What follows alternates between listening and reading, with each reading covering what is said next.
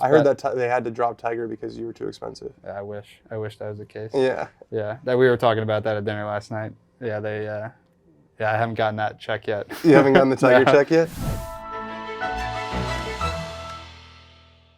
Fore Play, presented by Barstool Sports. We got myself, Frankie, and Trent. Dan Rappaport is actually at the American Express. He's banking a bunch of interviews. So I believe the plan is to put Chris Gotterup from New Jersey, Lurch's friend, who Dan got him on the show, who we actually spent quite a bit of time with Gotterup during the old NV5 Invitational presented by Old National Bank last year. He was awesome. He was great with you guys on course. Now he's on the PGA Tour, so Dan's got him. And he's lining up, I think, Xander and Akshay and a bunch of good interviews. So Dan's literally boots on the ground. We got a lot of stuff to get to. We got some logistical things to cover. We got Phoenix Open merch, WMPO, coming out Friday now, which is tomorrow, January 19th. Some things going on at the factory. People were all excited about some of the teaser stuff, so we're just bumping it up. So if you want to get your stuff, you're going to fly into Phoenix. You're going to the TBC Scottsdale, whatever it might be. We got really cool gear. We've got hoodies. We got polos, we got hats, we got great stuff for the Phoenix Open this year. So tomorrow, Friday, I believe at noon Eastern time, online, you can get it, order it, and then we're going to have this in the tent as well. So if you go on site, get there earlier in the week because this stuff sold out last year, but phenomenal stuff that we kind of whipped up with the Phoenix Open, with the PGA Tour, allowing us to work with those guys, the Thunderbirds, the whole crew over there. We got a quarter zip, we got a polo, we got a couple cool T-shirts, a hoodie, and I think 3 different hats. So that's coming out on the website. Merch team, shout out to our merch team, Quinn, everybody over there who just did a phenomenal job. They kind of send a bunch of designs to us. We pick a bunch of our favorites, but they obviously carry much of the load and the licensing and working with those entities day in and day out to get us to this point. And this stuff, like I said, is really cool. So this is our first merch drop of the new year. So people need to be excited about it. Yeah, and I'd say the biggest thing we got to hammer home for the people listening, you got to get it early because we say this every single time we have a massive collaboration or drop. The Waste Management Phoenix Open, it just sells. This stuff sells. You're listening to this podcast. You're a fan of the brand. You want to support the brand. You also want a really cool piece of merchandise like the 16th hole golf club hat that Riggs is wearing. The T-shirts are incredible. All these hats are phenomenal. We did a whole photo shoot with them. The People's Open hat, that's such a sick hat that you're showing on YouTube. The biggest thing that I want to hammer home is don't wait. Obviously, we're saying that with some sort of like we have our own intentions to try and sell as many as we can. We got some skin in the game. We got some skin in the game here. At the end of the day, this stuff sells out, like regardless of what we say or what we don't say. So if you want it, I'm just telling you now, just make the decision early because we don't want all these tweets and these messages being like, when are you guys going to restock? Because you're going to be watching the Waste Management Open. You're going to be watching guys playing on the 16th hole. You're going to be doing all that stuff. And you're going to want a piece of that merchandise, especially if you're going to the thing. It's going to sell out in the tent for sure. So buy it on the website now so that you don't have to rush when you're there. It's the coolest merch that's going to be available. I'm telling you right now, the first year was like, let's just slap a logo on it. And then now, like we actually legitimately were able to curate our own designs. The People's Open. Look at that shirt, man. Great shirt. It's a great one. Really good one. I think I just threw out something in my back. Wow. You are right that this tournament, when you're there and when it's the week of, you get all caught up in the hoopla. I believe this time last year was when Frankie, you ranked it like Masters, Phoenix Open. Yeah. You were there for the first time because everybody, and it is phenomenal. I mean, it is, crowds are insane. It's unbelievably fun. We had Colin Taryn was up drinking with you guys, literally on the 16th hole stadium last year. So everybody gets all into the tournament. You want the cool gear.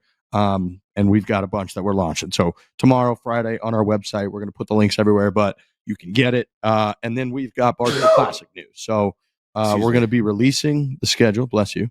Was that a sneeze or cough? That was both. Just breaking news on this part too. I've got COVID again. I think this is the 4th time. I don't even know why I tested. I had a test in my fucking bathroom and it hit that T on that little test thing hit before the liquid hit the end of the test. It was like, you're so COVID positive. It's actually crazy. The whole family, we must have had a super spreader event or something. The whole family's got it. So Papa Borelli 65, baby. Oh yeah. No one knew anyone was sick. And then all of a sudden we're all down and out. So yeah, they got me. Fauci got me one last time. I'm never letting that little guy get me again. This is I understand. It's the last one. Of course, people are going to ask you, like, why would you test? And it's a fair question. It's general human curiosity, no? Like, you're not doing it for any reason, really, but you're like, I want to know what I have. That's it. Well, I said, because I definitely had the flu, the good old-fashioned fluenza. when Everyone's we were got in that in Arizona. The flu for the last 2 Bro, weeks has been going all around. the here in good Arizona. cup. When we did the good stuff, I was so sick. It would Yeah, actually you were. blow your mind. Getting to the airport that morning, I had Brendan, super producer Brendan, had to like roll my bags through the airport because I was like, I felt like the little old lady that says chocolate in SpongeBob that was sitting in the chair. She couldn't even speak. That's how I felt. Now I've got the good old fashioned COVID, SARS-CoV 2019, whatever you want to call it, the Wuhan. It is what it is, man. It's bad. It's real bad. I wanted to know because if it wasn't COVID, then I have like cancer or something. Things are dropping in my room. This guy. Listen, is like, you a have mess. to know. You got to know. You wake up and you feel like you got hit by a bus. You want to know what the fuck it is. You know what I mean? For Like sure. I was like, holy shit, do I not feel good? So I got to take a definitely test. I got to start swabbing my nose. It's the number one question I get from all my friends. Like, what's Frankie like that in real life? I said, "Yup." He's knocking Yeah. over water bottles, just fucking sneeze, cough. He's Always through it. either Ah. sick, about to get sick, confused why he isn't sick, or confused why he is sick, knocking things over. That's the whole Frankie Borelli experience. So the Barstool Classic, I'm not going to go through every stop here on the show because there's 25 stops and it would take over the entire show. We are going to post tomorrow. We're going to post the entire schedule. There's a lot of the stops that people have come to know and love. The key parts for this are that registration will open January 30th at noon Eastern time on barstoolclassic.com. That's yours truly's birthday, by the way, January 30th. Wow. So noon Eastern, January 30th. Here's what you need to know. barstoolclassic.com.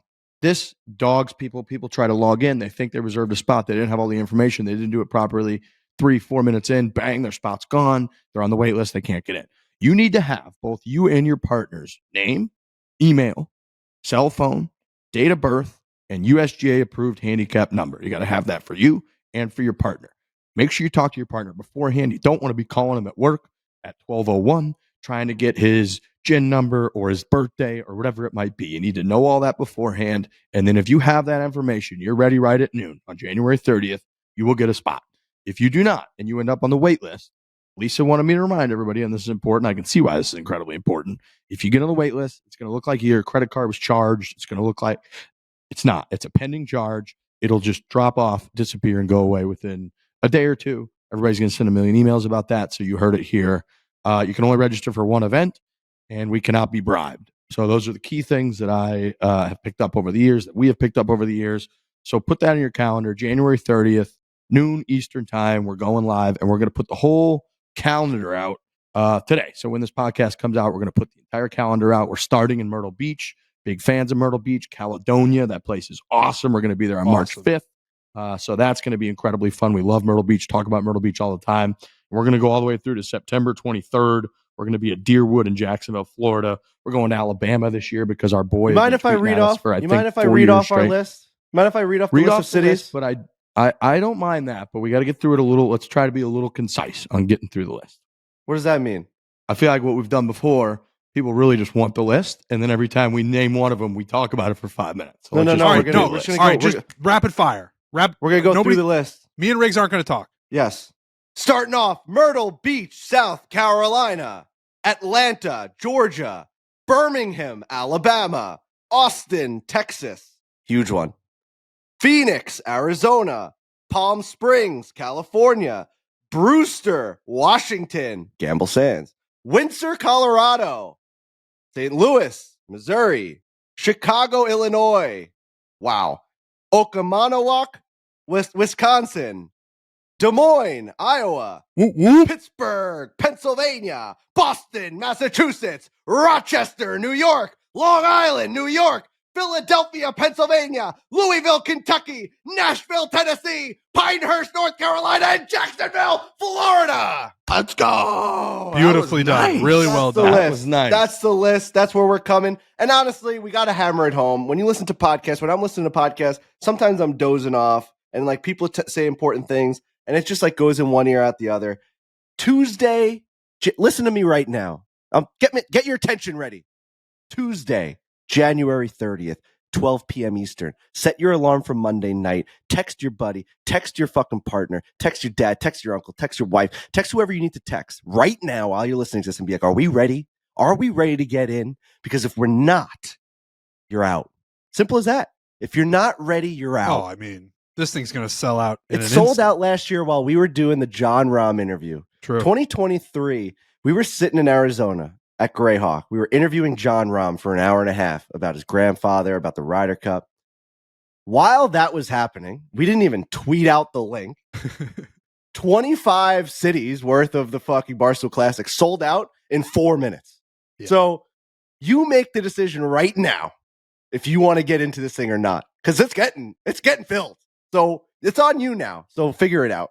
You simply got to be ready. We need you to be ready. You need yourself to be ready. Your family needs you to be ready. So that is the date, January 30th, noon Eastern. Be ready, barstoolclassic.com. You can go to the website between now and then. There's an FAQ, answer all kinds of stuff that you might be concerned about. We love the Classic. It's an enormous staple into our entire operation. Barstool puts a ton into it. Sponsors put a bunch into it. Shout out to Truly coming on, being the title sponsor for 6 straight years.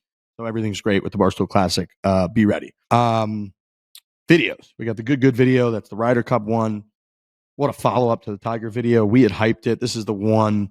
All the good videos were great. This is the one that we really, really went nuts about. We spoke about standing on the 18th tee box with the waves crashing. You haven't seen it yet. I'm not going to do the whole spoiler thing, but Trent Ryan had one of the more iconic moments in his career. Francis Ellis had one of the more iconic moments in anybody's YouTube golf career. Yep. And there were so many things that led to that, from all of us pretty much making triple bogeys, people making good shots, clutch shots under pressure, horrific holes under pressure to make it closer. It was incredible how it came down the stretch. We were chanting on the 18th tee. It was fucking awesome, and I'm glad that it translated in the video. Shout out to editors, because it is a fantastic video. You know, it's one thing when we do the title, and I know people do this all across YouTube Golf, and we have started to do it as well, where it says, this is the best match ever. And, you know, we just do that because, one, I actually think this one is the best match ever. But when people in the comments are saying it, and I went through a few of them, and a lot of people are like, okay, this is actually the best YouTube golf match I've ever seen. To have that feedback, to have people feel the way about it that we felt about it after we shot it while we were shooting it, to have people experience that and have the same, like, holy shit, this is actually one of the best pieces of content I've ever seen.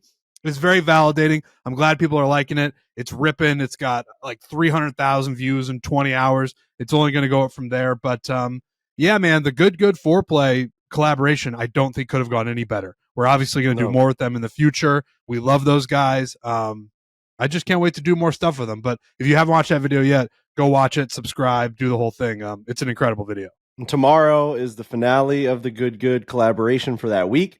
It is the Wheel of Not Ideal. We will be starting the video talking about, actually, after we record this podcast, I'm going to record a little voiceover, which is a very YouTube thing to do. If you watch good videos, nice. You can see that they sometimes voice over things that they didn't get to include in the video. We are going to explain that it was the first ever trade in YouTube golf video history. We traded them, foreplay versus good. They traded us, the Wheel of Not Ideal. So it's going to be a strictly good idea style video on our channel. And that's just, we're owning that one. It'll be hilarious to watch the difference in view numbers than what they usually get in the Wheel of Not Ideal. It'll be a nice little experiment to just show how much they're crushing it.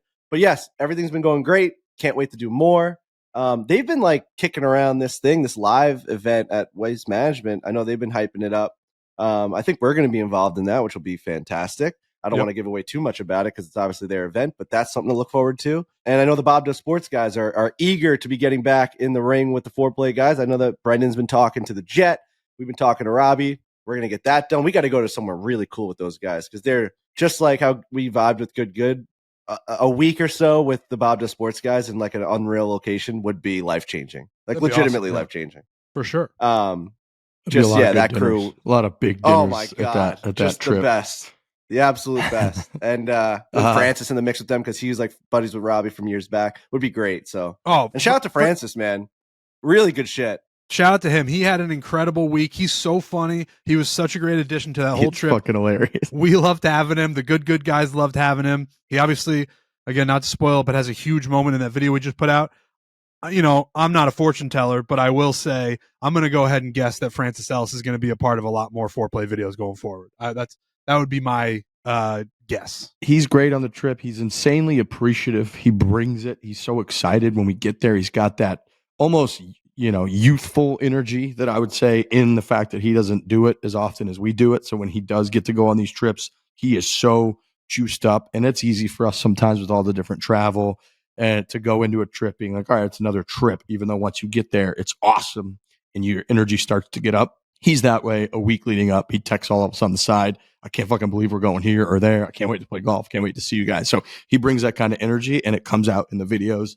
He is absolutely hysterical. He's hysterical in such a different way than any of us. He's got that stand-up comedic background, the way that he looks at things and sees a joke in something, even if he knows it's going to be dumb or get him laughed at. He just can't help himself, and he's usually quite inappropriate, and it's fucking hilarious. So France has been an awesome addition. I'm very happy to see that the audience loves him, and I think, Trent, you're probably right. I would see him being involved in many, many more of our videos going forward, and we thank him for coming on our videos because he doesn't have to do that. He could just do his own shit. So if you haven't checked his stuff out, by the way, go look up his dates. He does tours all the time. He's got a ton amount of stand-up that he's been doing for years and years and years, which is insanely courageous and difficult to do. And he's really, really, really, really good at it.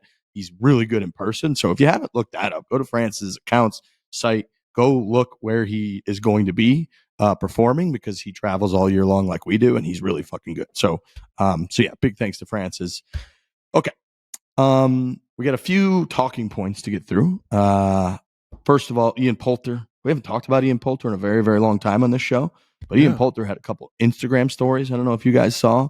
I think he put out, well, I didn't see him, but because I've been blocked as well.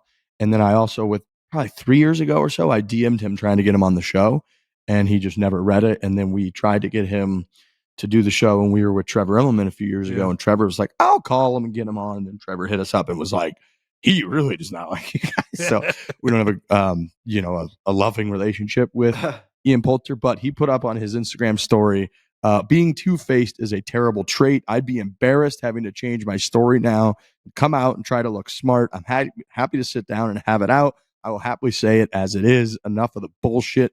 Just for clarity, I applauded Rory McIlroy for his comments a few weeks ago. Takes a lot to say the things he said. Nothing that can't be fixed over a good cup of coffee. It's the others who blatantly choose to try and now become heroes all of a sudden.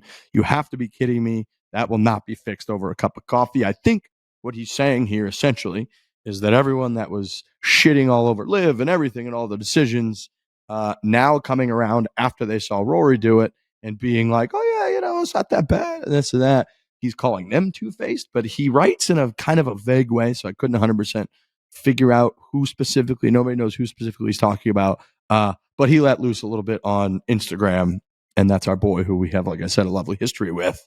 So he's not mad at Rory. He's mad at other people who are doing it. To my knowledge, and maybe they haven't been doing it publicly, but I haven't seen any other like big name golfers who had said like fuck Liv, essentially paraphrasing, and then kind of backed out and been like, it's okay. Maybe this is happening behind the scenes. People are reaching out to Ian and being like, oh, it's not that bad, blah, blah, blah. But outside of Rory, he's been the big voice in all of this. After him somewhat backtracking, I haven't seen anybody else do it. So I would love to know who he's mad at. I would love to know. Yeah, I wasn't really sure either from that. And the articles I was going through didn't have any specific examples that they could even drum up. I did see, I saw a quote from 2022, Rory McIlroy at the Tour Championship that said, I hate what Liv has done to the game of golf. I hate it. I really do. It's going to be hard for me to stomach going to Wentworth for the BMW Championship in a couple of weeks, and even seeing 18 of them there, it just doesn't sit right with me. If you contrast that with the stuff that we talked about on the show a week or two ago with Rory and his quotes and talking about Liv, it is a stark difference, but I think we've all talked about enough, understood it. And quite frankly, I think everybody kind of applauds, not everybody, most people applaud Rory for being that candid kind of throughout the whole thing, because a lot of people want to hold their cards close to the chest so that they don't end up with sort of quotes that are going against one another and make them look hypocritical. When in reality, people probably don't get enough credit for having evolving opinions or being able to say, yeah, maybe this thing that I said 2 years ago was a little bit too strong. Things have occurred since then that have changed. It's inevitability to it. And those kinds of things, which can clearly be used as a little bit of a crutch to get out of something if you don't want to just be yanked all over Twitter or social media by like a freezing cold takes kind of account.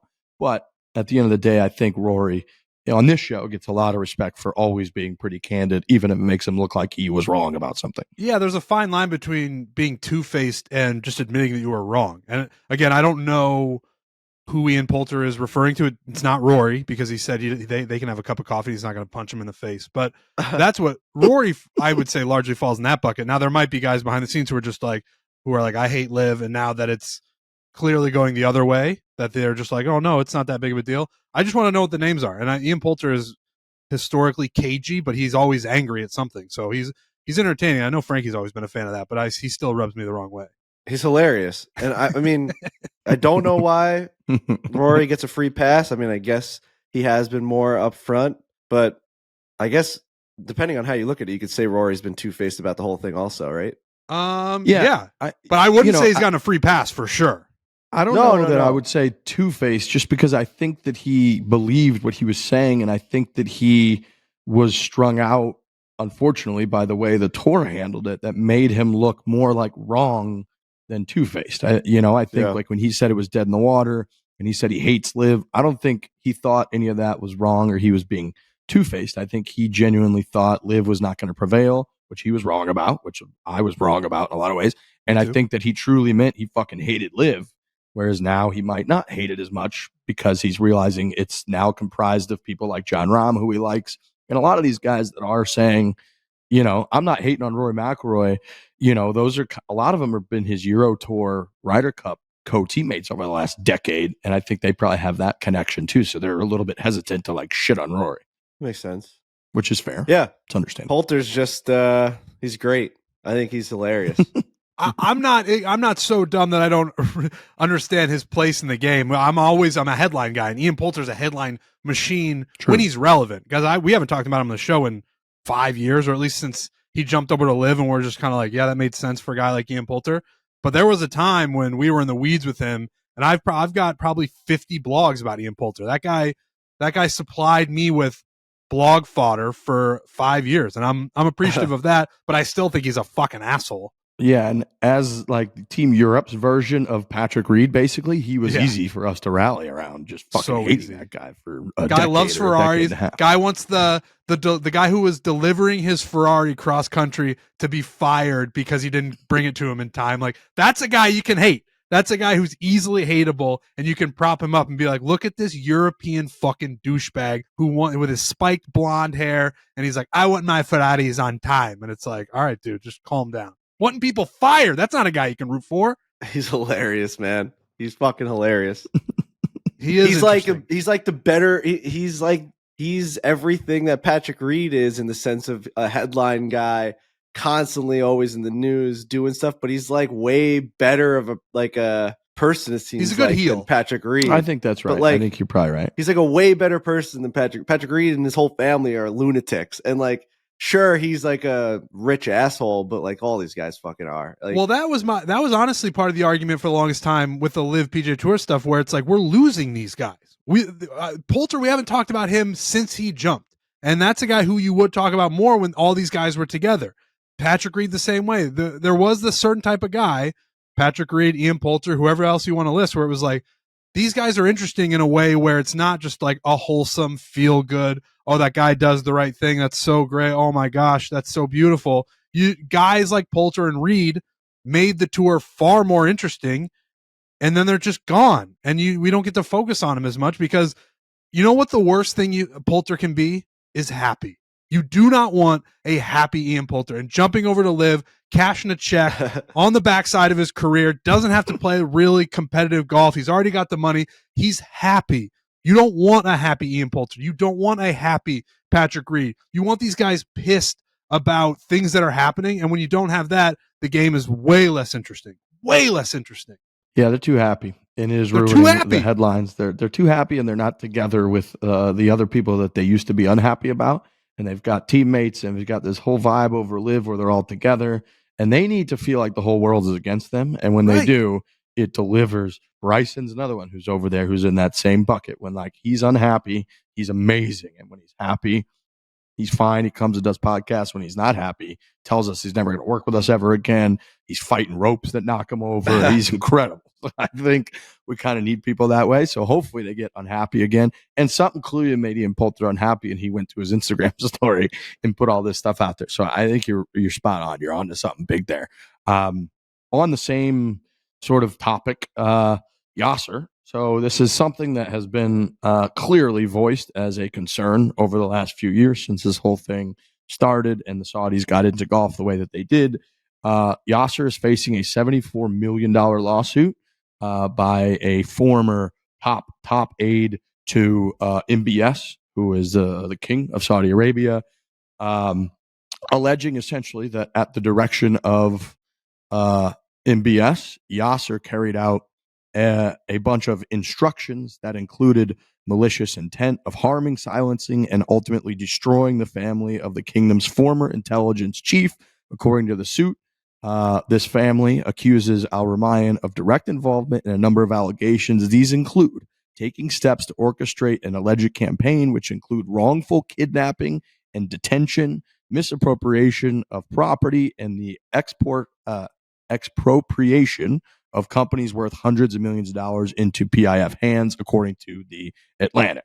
This is a lawsuit. At this point, it's kind of a he said, she said side of things. However, if you were strongly on the anti-live side for a lot of the human rights and kind of anti-Saudi Arabian regime reasons, this is something that we've been talking about, highlighting, listing as a potential issue down the road. Whereas if this is the guy that's sort of running the show behind the scenes and something horrific comes up, which has happened before, not that long ago, involving big players in Saudi Arabia, that could be a really, really tough thing to have to deal with.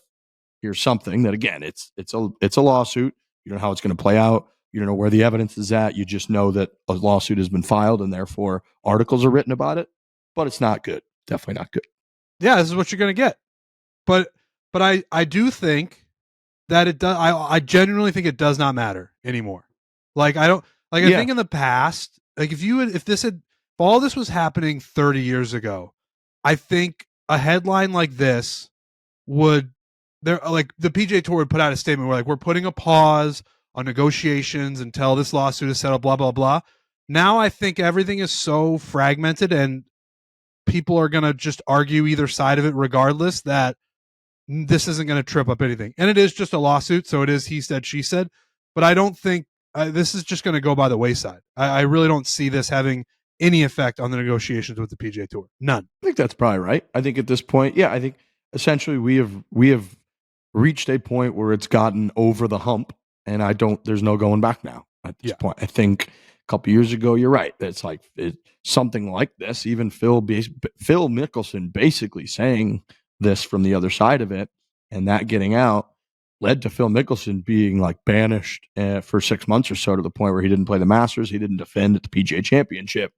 Now, I think, like you said, in a few more days, I think that these types of articles will probably just disappear for the most part. Some people will continue to highlight them, but I don't think it's going to be that impactful. And then the probably vindicating part of that, what you just said, is that Jay Monahan is reported to be in Saudi Arabia right now meeting with Yasir Al-Rumayyan. So if that was all that big of a deal, then I don't know that we would be at that point. That point in and of itself is insane to think about. Not just that they're meeting, not just that they flew to London at one point, played golf last year, that they had kind of exchanged some notes, maybe a phone call. Jay Monahan being in Saudi Arabia, being like, I'll come to you, dude. I'm going to fly over to Saudi Arabia after all that, have a nice little meeting with Yasir.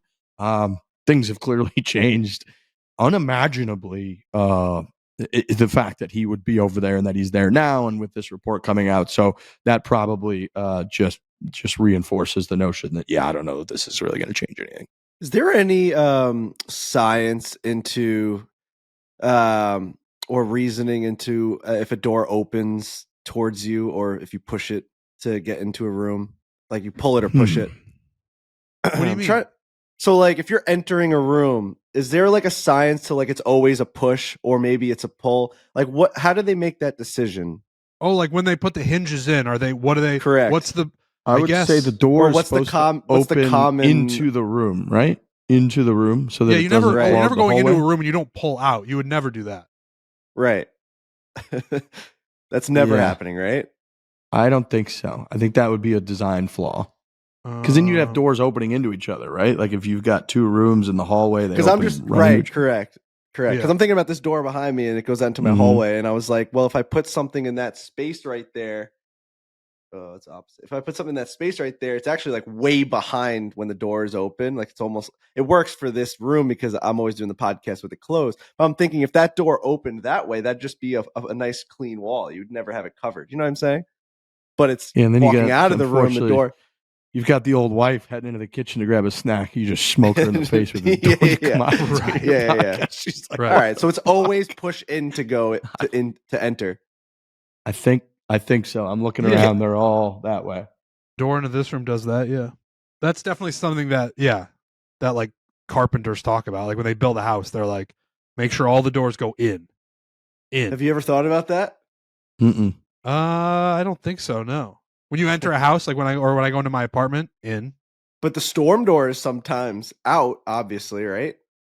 Like if you have like a door in front of your door, it's a pull out, push in. Yeah. It has to be, or else Right, because it would hit the other door. Yeah, Yeah. Yeah. I don't know. Yeah. You know? I think that's right. Yeah, that's just something that I couldn't stop thinking about. I saw the odds for Tiger Woods' new clothing company. I saw Grayson is tied for the lead at plus 300 with TaylorMade, which I didn't understand that fully because TaylorMade, I mean, we were TaylorMade guys, TaylorMade inside now. I guess that would just, I mean, I know they have a lot of their own apparel, but are they like a full apparel line that Tiger Woods could wear? Like, is that a thing? I don't know for they just sure, kinda- but I know that there's rumblings on Twitter and stuff, and we know nothing on the inside, but there's rumblings that like they're expanding their merchandise side and their apparel side, and who knows, maybe they're, I mean, I would rock the fuck out of they've definitely done, we've talked about it. They've done the collaborations, and I'm sure they've seen positive feedback from that. So why not go all the way in? Their hats are great. They do the lifestyle hats. They do all that stuff. So I'd love for him to go to TaylorMade fully. That'd be great for us. It'd be great for the brand. I'd love that because like we could just still be Tiger Woods apparel guys because we're gonna be wearing TaylorMade as well. Grayson would be unfortunate. I think. Did we make the odds list? No, I did not see us on the odds list, That's which is unfortunate because incredibly disrespectful. I saw Skechers was like up there at 8-1, and I said, you can't be making a list and include that's like what Matt Fitzpatrick wears. That's like, what Matt Kuchar wears. That's no disrespect. The mats. No disrespect to the mats, but that's what the mats are wearing. We can't have the mats out there.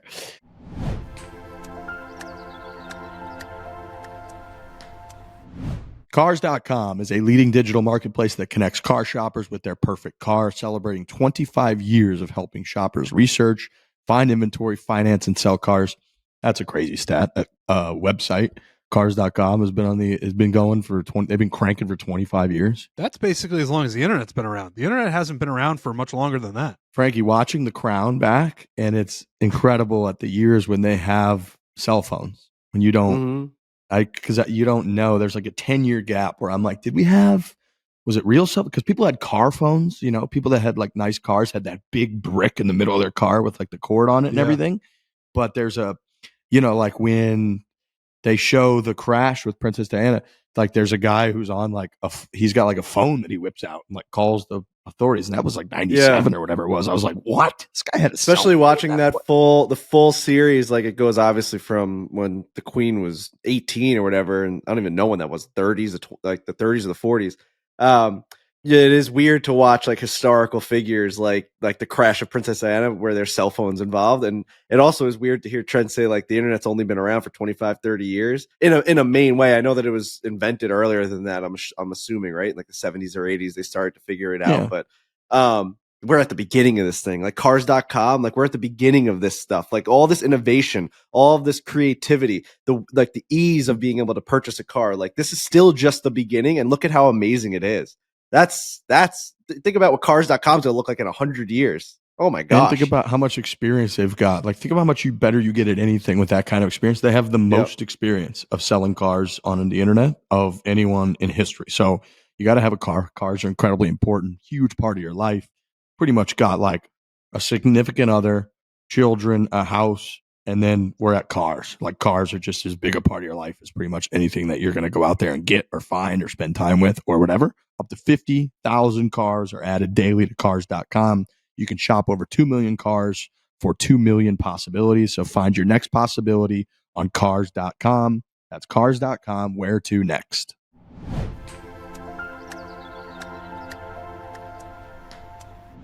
Got a big debate with my friends last weekend. Who do you guys think is bigger, Elton John or Billy Joel?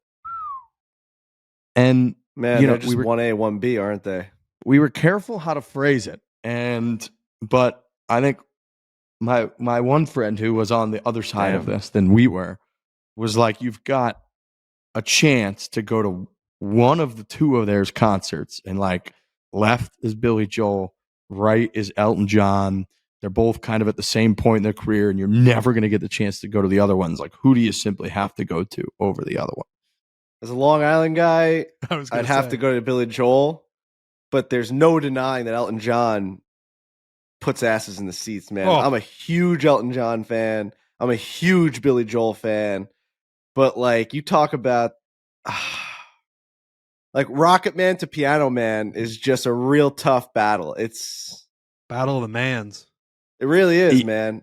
Yeah, we were in no way trying to put any badness on Billy Joel's name, but we as a group were like, Elton John was like the biggest star on the planet for quite a while when he came on, and so we went Elton John, and we had one friend who was vehemently arguing Billy Joel. So I don't know that you can.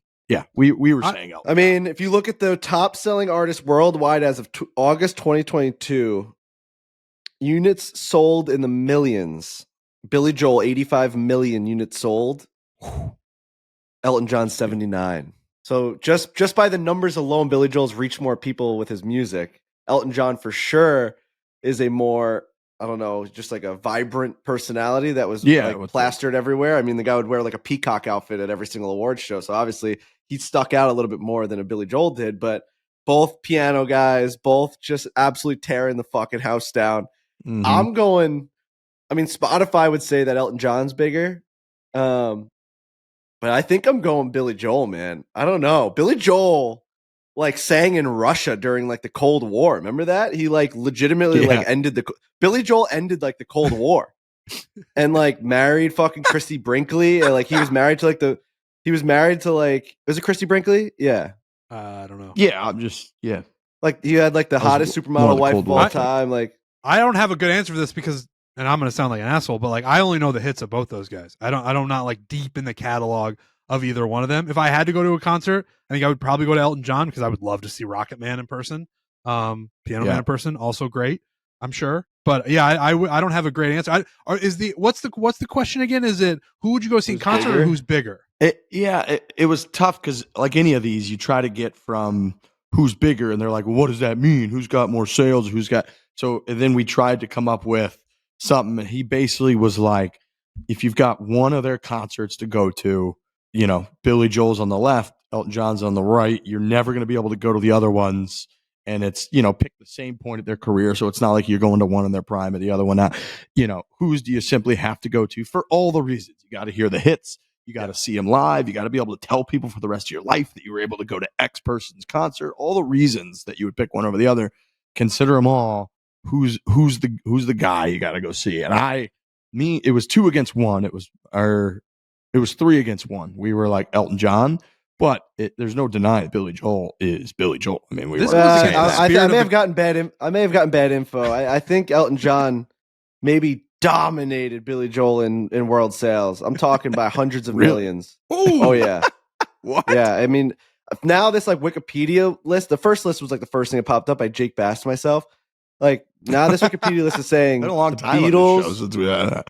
The Beatles, Elvis, Michael Jackson, Elton John is what it's saying. Like above like Queen, above Madonna, above Led Zeppelin, above Pink Floyd. It's just it goes on and on. I don't even think it's close in terms of sales. I mean, like Mariah Carey, Taylor Swift is higher than Billy Joel. The Eagles are higher. Celine Dion, AC/DC. I mean, the list is going on and on, right?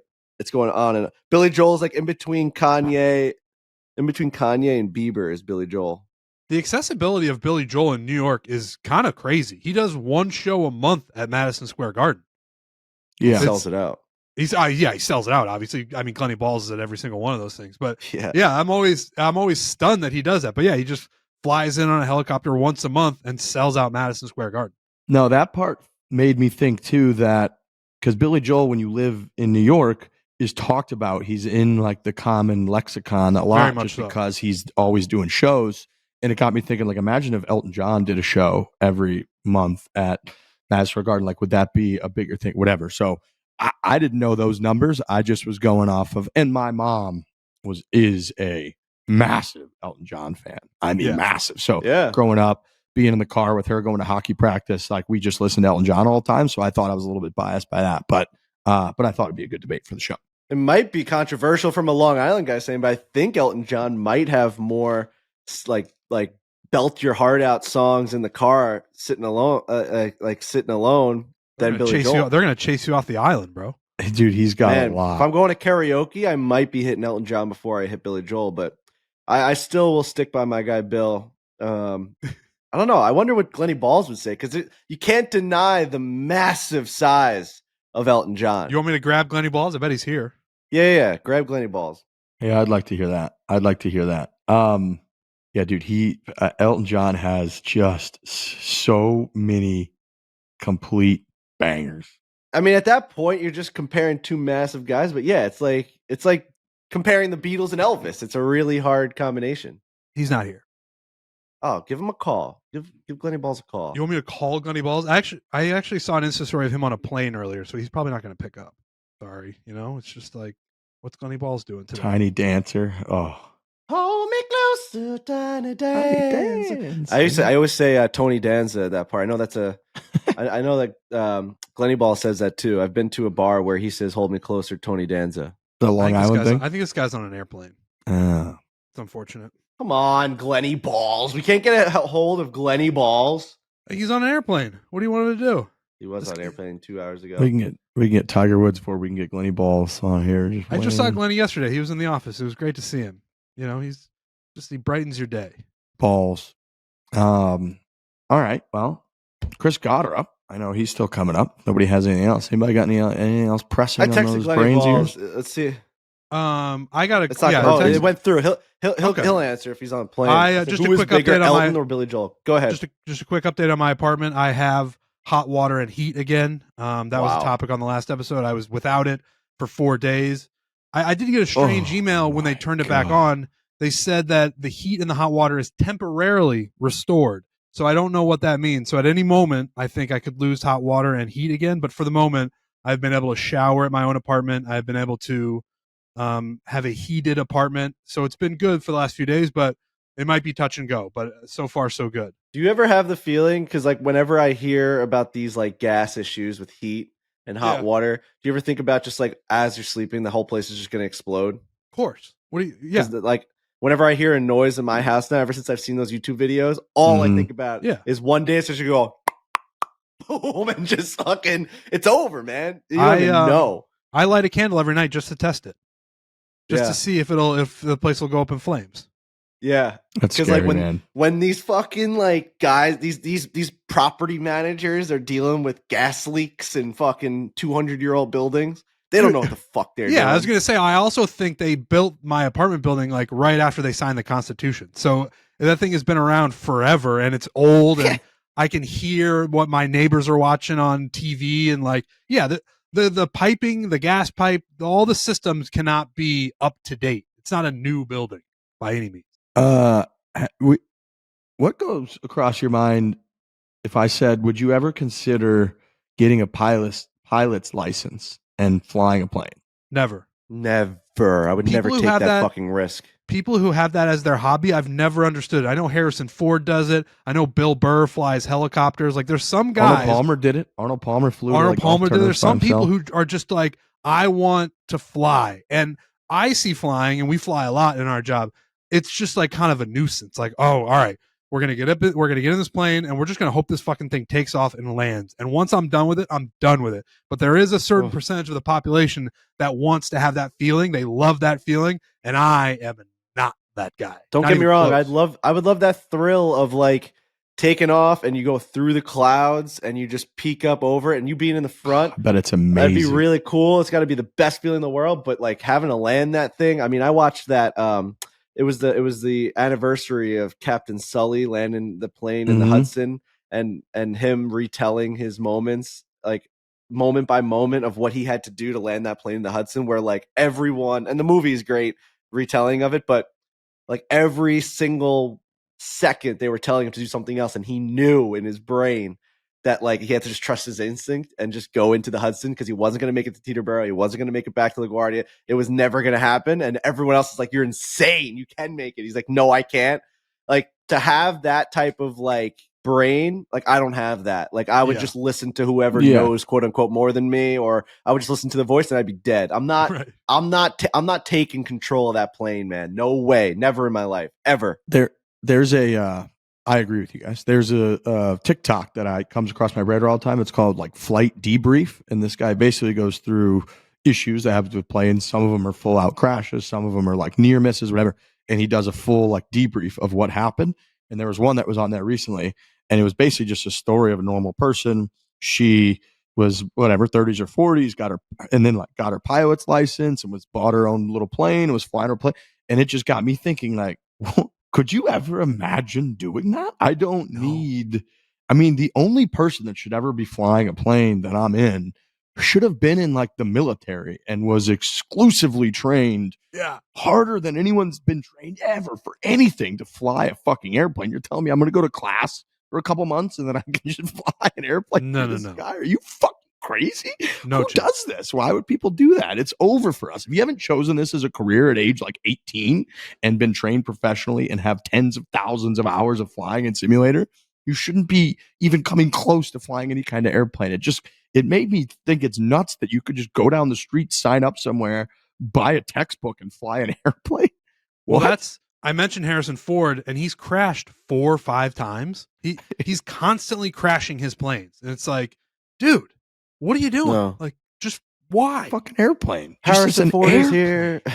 Remember that old Dane Cook joke where he's making fun of Oprah Winfrey?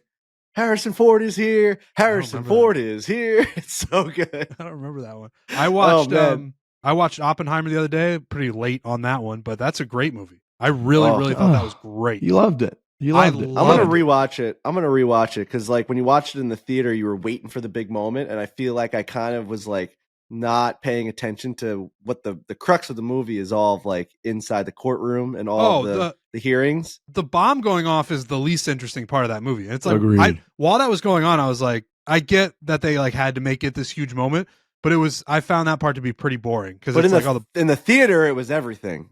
Like you have all the anticipation, the audio of that, where it's like everything's leading up to that moment, and then in a packed IMAX theater, it just goes dead silent. I actually went like this to my ear to make sure I could still hear because it was legit dead silent in the theater, and you just watch this explosion go off.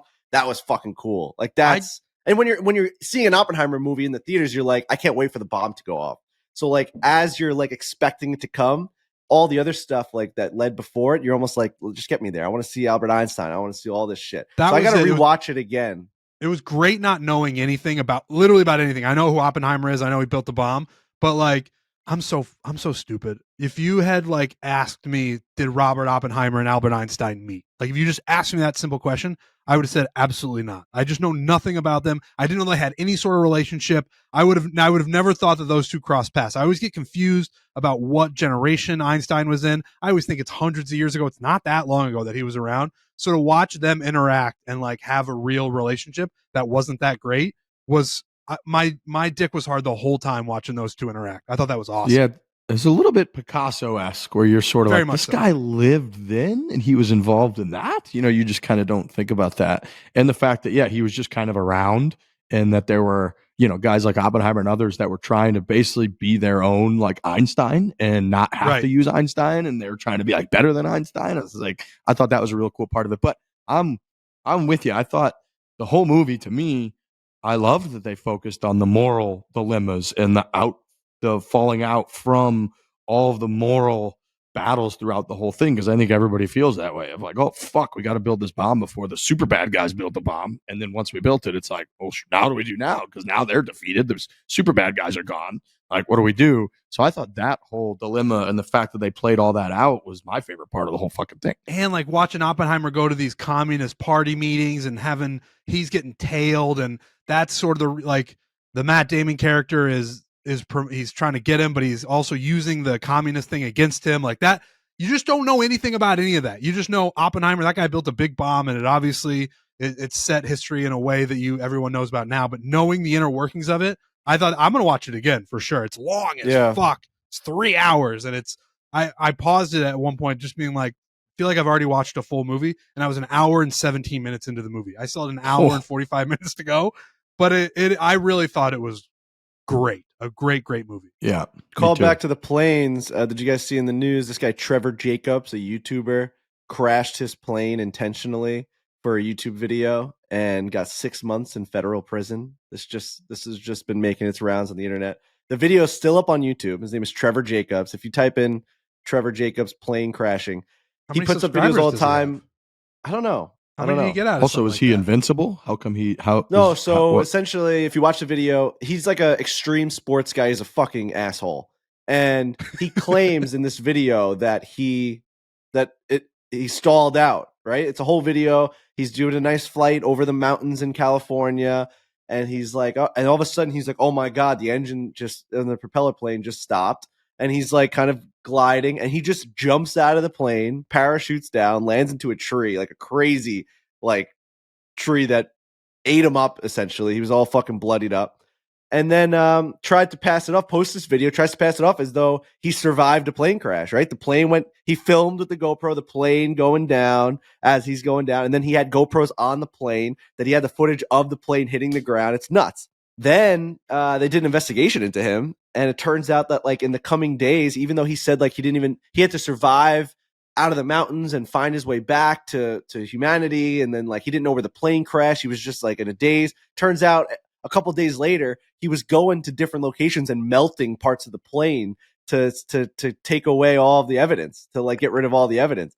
And they were just like, you're a complete pathological liar, and you're going to federal prison for 6 months for this because you crashed a plane not knowing if there's hikers or like where's that thing gonna land. Well, listen, you can't knock the hustle as fellow YouTubers, but I just looked.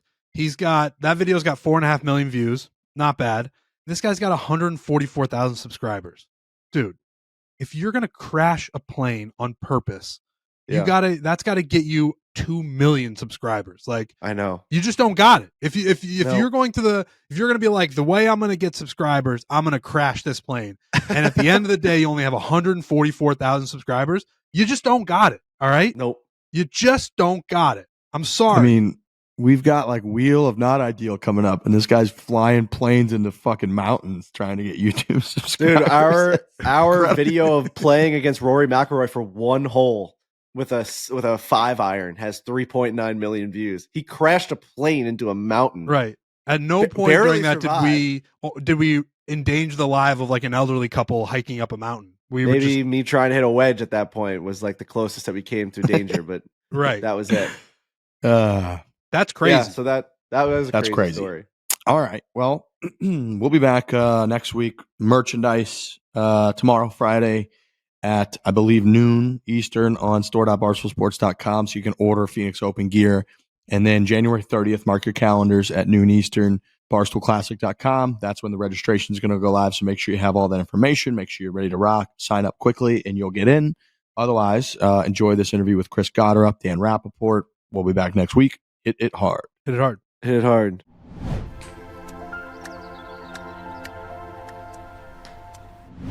All right. We'll get right into it. We're here with Chris Gotterup at the American Express. You've played in a bunch of PGA Tour. How many? Like 14 or 15 PGA Tour events? Sounds about right, yeah. But your first one as a member.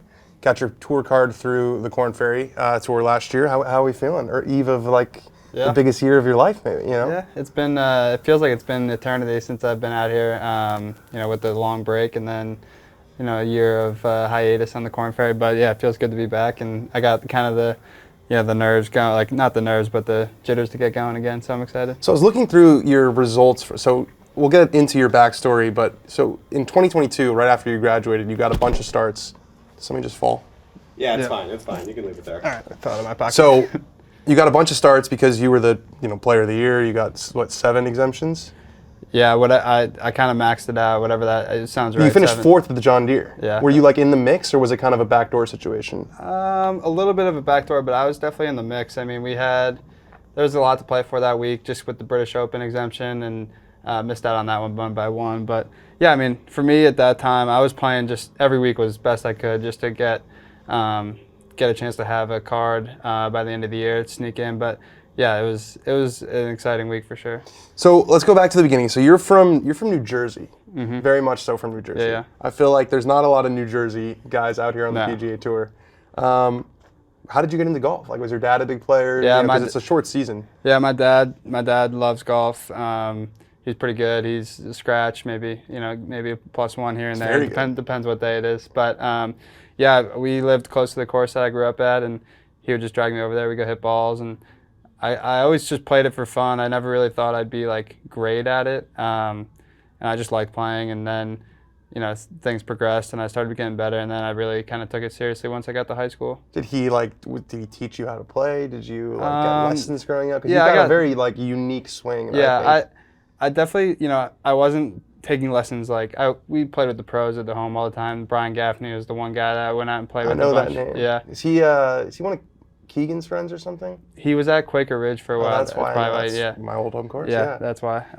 But he was at Rumson forever, and I always grew up and played with him, and we would take lessons, but it wasn't really lessons. He was just making me hit balls and doing whatever. But yeah, I kind of just grew up hitting the ball as far as I could, and then it wasn't going straight, and then I figured out how to get it a little straighter. But yeah, I mean, I just played for fun. I liked going out there and whacking the ball. Did you play around. like AJGAs and stuff growing up? I might have played 2 growing up. I really just played New Jersey stuff and Met stuff, and those were for me at the time, those were tour events. The MGA, we played Baltimore. Ike and Carter Cup. Yeah, we were playing nicer courses then. Most of the. That's the thing about the Met section is it's a short season. Obviously, you wouldn't think of it as like a mecca for golf. Yeah. But the courses that you play, it's insane. It's like you probably played tournaments at like Bethpage Black. And yeah, we were playing Hudson National, Baltimore every year, playing any course that you can name that's top 100. We were playing that, and it was insane. So Rutgers, not necessarily a golf powerhouse. Yeah. Were you just lightly recruited because you didn't play in that many? Yeah, I mean, my recruiting was limited just because, well, one, I wasn't that great and highly recruited, but 2, I really, like I said, I played in that area, so any school that was in that area was an option kind of, but there's really not much going on up there. So Rutgers joined the Big Ten, I think, right when I got there, maybe a year before I got there. So I was like, Big Ten, it's pretty big. Illinois has been good, and it was the best option for me. And Coach Schutte there, he recruited me hard, and I loved it there. And then you transferred. So you were Big Ten Player of the Year. Yeah. And then you did 4 years at Rutgers. 4 years, full 4. You have a degree from Rutgers. Yeah, I got a piece of paper from Rutgers. There you go. Yeah. That's big time. Yeah. And then so how did you get to Oklahoma? Because I feel like that's a massive step up in quality and level and. Yeah, it was really because of COVID. COVID was so. Go back a little bit. My junior year at Rutgers, the year I was Big Ten Player of the Year, I actually tore a ligament in my thumb and had a bone graft down on my hand, and then the season got canceled. So I wouldn't have played the rest of the year anyways, and I got kind of lucky that it got cut off there. Yeah. Lucky or not. So are you happy about the pandemic? Is that what it sounds like? It worked in my favor. You're pro-pandemic. Yeah, it worked in my favor. First pro-pandemic golfer. But yeah, I mean, so that happens, and then we didn't play in the fall because of the Big Ten rules, and the spring was still kind of up in the air, sketchy, and we were getting tested all the time. And then you look at SEC and Big 12, they're playing every week. I'm like, this is. You were like, get me down to where it's like, sunny and there's no masks. And yeah, but yeah, and then you know, 4 years at the same place. I loved it there, but it was time. You know, other guys needed their opportunities to come play, and I was at the point where I was like, all right, if I'm going to do this for real, I need to go far away from home, because the course we were playing at school, I knew all those courses growing up in New Jersey and whatnot. So I was like, I'm going to send myself far away, middle of nowhere, and see if I got it. And then, yeah. Was there like did you notice like again, no disrespect to Rutgers, like, but Oklahoma is, you know, a blue chip program. Yeah. Could you tell, I don't know if it's the quality of your teammates or the facility or just kind of the overall vibe, but was it like, okay, this is kind of serious? Yeah, I mean, the facility, like the difference is they just have unlimited money and they all go to athletics and unlimited space to do whatever they want. Like Rutgers, you're limited by the city, you know, it's more expensive. Everything's more complicated in New Jersey and New York just with what you're given. And then Oklahoma, you got all this land and, you know, all these people with oil and gas money, and they're donating. We got this big clubhouse, our own course, our own range, and it's just a different vibe. And, you know, to be honest, everyone at Rutgers is pretty, like, you know, you're getting a good degree, you know, it's a good school, and but then Oklahoma, you go there and school's not really, you know, it's obviously a great school, but for me also, I was just like a master's program or something? They're all 2 years, so I just was an eligible student. I was just taking, you know, crazy classes. What did you take? I know I took one, like, I'm going to butcher the name, but it was something to do with, like, something about racism. And something about racism. It was something. 101. It was something. It was something along those lines, and I don't know if it's still a class, but you know, I did not fit well in that class. But yeah, it was. So you took like whatever the minimum was. Whatever the minimum was. That's. So you're basically a pro golfer. I was not in school. Yeah. Yeah. So that helps too. I mean, when you have all the time in the world to just hang out at the facility and stuff. Yeah. But yeah, it's just, you know, we're playing Oklahoma every week. We're playing against, you know, Texas, Illinois, all the big, Arizona State, all the big ones that you can name. It's just a different. I don't know how to describe it, but it's just you're playing pro golf kind of in college. Yeah. I guess is this, you know, the Big Ten's great too, but you only get a couple events a year that are big time. Right. Then OU's every event is big time. Was there like a bit of culture shock going to Oklahoma? Because you grew up in New Jersey, you went to college in New Jersey. Was there any adjustment of living in Oklahoma? Yeah, everyone dresses way nicer. Really? Oh yeah. You can't just rock up in like the joggers and t-shirt. No, that doesn't fly. Or I mean, you can make it fly. You can make it work, but you're gonna get looks. Yeah, everyone wears pants, t-shirt, like a collared shirt everywhere, no matter what. Like going out, like it's just, and like all the girls dress nice and. Yeah, I feel like all the guys go out in like dry fit golf polos. Yeah. Everyone wears a golf shirt. Yeah. It's crazy. It makes, and I always wear t-shirts because I didn't want to wear. I wear golf shirts all the time, so I'm like, I'm not wearing that. But yeah, it's just life's slower, and you don't have to worry about traffic, and you don't have to worry about, you know, crazy, you know, parking and all that stuff. Yeah. You know, you don't think of stuff you think about. Yeah, everything moves easy. You got better there.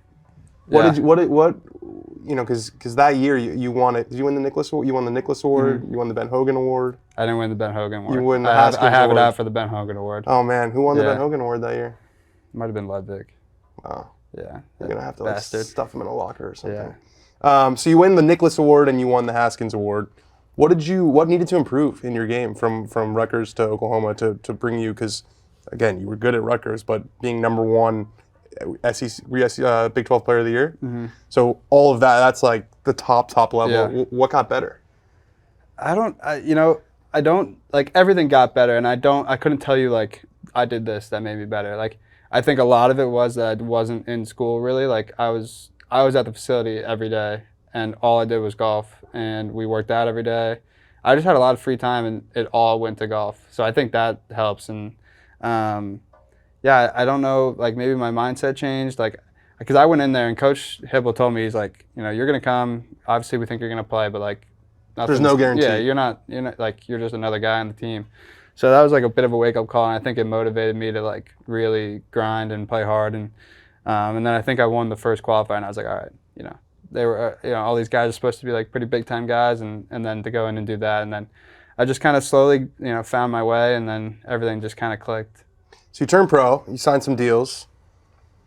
You remember when that first like check came in? Yeah, it was, well, the check, I don't know when the check came in, but I remember we lost the national championship at Greyhawk, And like for me and Logan at the time, we were going to Logan play. McAllister, Yeah, we were going to play pro. And so like, I mean, it's Greyhawk was, you know, it was great and then it sucked. Like losing, everything just changes in an instant. Like, you know, all of a sudden 2 days we're pro. You know, I was flying back to New York to play sectionals and then to Canada. And I remember my agent called me at the time. He's like, you know, Nike's gonna do this, and then everything just like got better. Like, you know, like, Yeah, I would say your everything life got sucks for 2 minutes, and then it's like, all right, that's, you know, life's not too bad. So yeah, that was cool. And then I just really like, I had 3 days of digesting like what happened this year, and then I was right into everything. And what do those 3 days feel like? It was weird. It was like, You made it through that sectional. yeah, That was the one at Old Oaks and yeah. Century up in New York, Yeah. so another big East Coast golf course. yeah.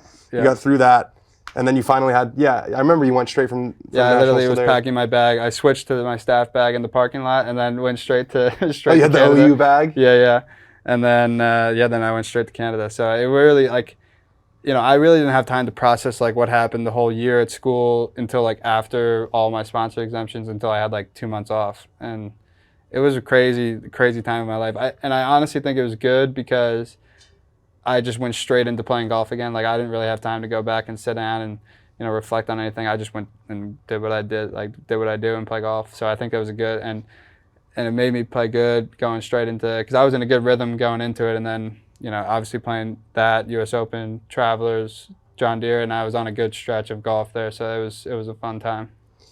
So then you didn't do enough to get your tour card in those 7 starts. So you had to go to Q school, right? I went to finals, Final stage. Or I went to, they used to have like the, I forget what it was called, but like the, you know, the 50 or 25 finals, guys. Corn Ferry finals. Corn Ferry finals. And then I didn't play. I played okay in one event. And I really was just so burnt out from that summer and school, and I just didn't play great. And then I went to Q school, and played great there. And then Finished T3. Yeah, Would have T3. gotten you on tour this year. Yeah, it would have. It would have been faster. But and then, you know, played Corn Ferry and kind of grinded that whole year out, and It was close. it was close. I feel like you were hovering around 30. I was like 30 the entire year. Yeah. I wasn't ever 30, but like I was either 28, 32, 34, 26. Like it was not an easy year, but, you know, got it through. Got through, and I feel like it's one of those things where it doesn't. I mean, finishing first is better than Yeah, finishing 30th, but Yeah. you got through. Yeah, I think the main thing is just once you're through, you kind of realize, all right, now you're back to square zero where you need to play good again, and it's kind of like last year doesn't matter at all now. Yeah, it's a fresh Yeah. start. So you went to Hawaii to start the year Yeah. for orientation. Mm-hmm. Walk us through PGA Tour orientation. It's 2 days in a conference room, and they kind of explain, you know, the whole in and out of how, you know, committing to events and, you know, all the retirement stuff, all the stuff that you shouldn't think, that you need to think about, but, you know, down the road, like right at the moment, it doesn't sound important, but it is important. So I try to listen the best I can. But it's just, you know, and to be honest, I was a little spoiled, like with the 12 events that I played or however many events, I kind of got like walked through that stuff a little bit. Yeah. And then Corn Ferry, it's the same platform as PGA. So like we know how to work the app and stuff and how to do it, even though I did forget to sign up for an event last year. What do you mean you just didn't sign up? Yeah, we messed it up. Isn't that your agent's? Is that your agent's job? A little bit, but it was a funny joke at the end of the year. So Imagine if you missed it by one spot. that would have been a different conversation. But yeah, it was funny. Me and the lady that helps me with my stuff, we had a nice laugh about it at the end of the year. And she's the best. It was just a big mess up. But so I paid attention during that section. But yeah, it was just, you know, I mean, it's 2 days of a lot of information and Yeah. stuff that is important but hard to like. So did you get they have the like minimum 500K earnings now, right? So did you get that? Yeah. So they just put 500K in your. They take out some for retirement, some for something else, and I didn't really. So you won't get tournament checks until you surpass that. Yeah. That's interesting. Which is, I mean, I guess it doesn't really matter. It doesn't matter because. Nice to have the money now. Yeah, and I mean, I'm not spending it anyways. It's you know Yeah. it's going to wherever to sit there until I do what I'm supposed to do. But yeah, I mean, it is a nice like, worst case scenario, I'm making $500,000 this year. Yeah. So I mean, it's Plus nice. your sponsors. Yeah, plus all the other add-ons. I heard that they had to drop Tiger because you were too expensive. I wish that was the case. Yeah. Yeah, that we were talking about that at dinner last night. Yeah, they. Yeah, I haven't gotten that check yet. You haven't gotten the Tiger No. check yet? So you're a very interesting, I think you're fun to watch. You're a very interesting golfer. You are like sort of the quintessentially modern player where you fucking smash it. How far, like, what's your cruising speed? How far does drive, I mean, I know you kind of hit it low. Yeah. How far does driver carry and like, what's your 7-iron go? I feel like I'm starting to get my speed back a little bit. Was it down? Well, Corn Ferry year was down just because it's just such a grind. You can't really get in the gym that much when we don't have the van that we have out here. So if you gym. don't lift weights, you'll notice yourself getting slower? You just feel fatigued and I mean, it's tired is the best word, and just beat up. But now out here, you can get in the gym and you can feel good, and it helps. For me, it helps. I just feel like if I feel strong, I can swing it hard. So I probably, on the course in the tournament, I'll probably cruise at like 25 is probably 125. And, here in the afternoon, the ball goes pretty far. In the morning, it doesn't go that far. So in the afternoon, I'm probably, it probably carries 325, 330. You led the Corn Ferry in driving distance last year. Yeah. So despite your speed being a little down. Well, when we're in school, we're lifting every day, and that's all you're doing, and you feel really good. And in school, I hit it really far in school, and it still goes far. I'm not trying to downplay it, but it does feel a little different. Who's longer, you or Nap? Nap's got me. Really? Probably. Yeah, he hits it higher, but he doesn't hit driver as much as I do. He's a big 2-iron guy. So you hit driver a lot? I try to hit driver as much as I can. Because you feel like that's your advantage. That's my, I feel like you got to be good at what you're good at, and that's what I'm good at, so. Can you pronounce your short game coach's last name? I think it's Herstadt. Herstadt. I thought it was Jetstedt. It could be that. I don't know. We're It's talking about something Swedish, and I mean, I am Danish background, so I know that like all that stuff is. Yeah, I wanted to get into that. So Yeah. I saw this on your golf bag. You have the O with the line through it, which is like, I did a semester in Copenhagen, studying abroad, normal college things. Been there once. Okay. Yeah. And it's very Danish. Yeah. So, and then I asked couldn't you. pronounce it if I tried. It's like Gotterup. Yeah, Like there's something with the back of your throat. Yeah. And I asked you because on the PGA Tour website it doesn't say that. It just says Gotterup. Yeah, I probably just or whoever did my stuff, I'd probably just did. Do you want to change it? I might change it for fun. It's kind of cool. It looks cool. It does look cool. So you've been working with this guy. Anything that you feel like is going to be different about this year, as far as X's and O's golf goes, compared to last year on the Corn Ferry Tour? For sure. I think at the end of the day, it's all golf, but there's a different level of golf out here, and some of these greens and courses they get fast, they get firm, and you just got to be in the right spot, and if you're not, you got to be capable of getting out of it, and at least giving yourself a chance. And I'm just really trying to work on, I've always kind of been okay around the greens, but you just got to, like, all these guys are so good, and you just got to be sharp every time, and that's what I'm just trying to get a little bit better. Is he little bro or big bro? Little bro. Does he have the job for the whole year? Yeah, for now. As long as he doesn't do anything that, risks that, but he's good. He's fun to be around. What's your guys like? Are you a calm golfer? Are you like a fiery golfer? What's your demeanor on the golf course? I'm pretty chill. I mean, I'll get like, if I'm, I'd like to think that I am pretty chill, but like if I'll get mad at myself, I'll let myself hear it, but other than that, I kind of just let it go, and I don't get too like riled up if things are going well. I try to keep it 0 as best I can. I think that's been helpful for me, but he's good. I mean, he'll let me hear it too, which is nice. He's not afraid to snap me back out of put me in my place a little bit, where other guys they don't know me as well, so it might not be as easy for them to do that. And so it's also probably just nice having, I don't know if you guys are close, but just like having your guy on the road. Yeah, and especially last year, that was huge. Corn Ferry's tough on the road. We're going to places that are not. There's not many friends that live in those places. We did we picked up the big city. Yeah, event. Chicago's easy. So that was great, but the Corn Ferry, like Springfield, Illinois, not many people. I was just gonna say it's probably a lot of just like days-ins on the road. So last year was great because we rented like Airbnbs with Logan, like I said, and Quaid and all those guys.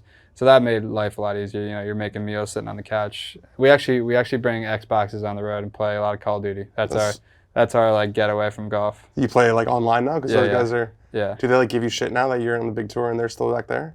They like to, they think I big time them. It's so funny. We were talking about this on the podcast that like guys are so funny that like they'll do something incredible and then all their friends will just make fun of them for it. Oh yeah. Like we were talking about this with Brad Dahlke, who went to Oklahoma.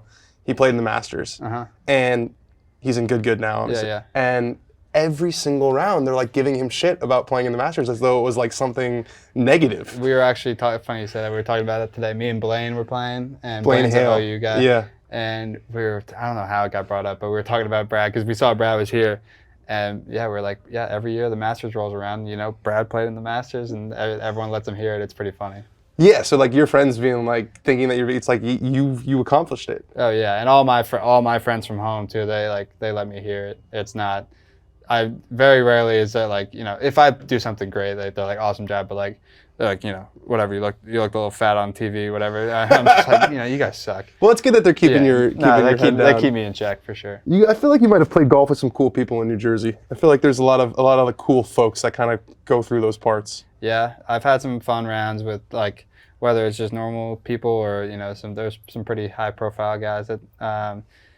For one, we played with John Smoltz a lot because he would go up and I think the MLB Network thing is in New Jersey, like their headquarters. So Secaucus or something? So he would always be around and we'd play. And then we played with Trump one day at Bedminster, and that was all time. Was that wild? Yeah, it was insane. How was his game? He was way better than I thought he was going to be. That's what everyone says. I mean, he hit some crazy short game shots that were just like straight in the air and dropped on the green. And it was just entertainment. It was awesome. When was that? It was right after he lost the election, and so it was like fresh off everything, and it was quite the. That's a crazy life experience. Yeah, it was all time, and like so, the craziest part is like, he's driving the cart wherever he wants, and then there's a guy with like a ride shield behind him, like always directly behind him, some type of Secret Service guy, and then there's like Suburban somewhere in the trees and stuff. It's just like. It's a production. It's insane, yeah. Yeah. Yeah, it's crazy, but it was a lot of fun.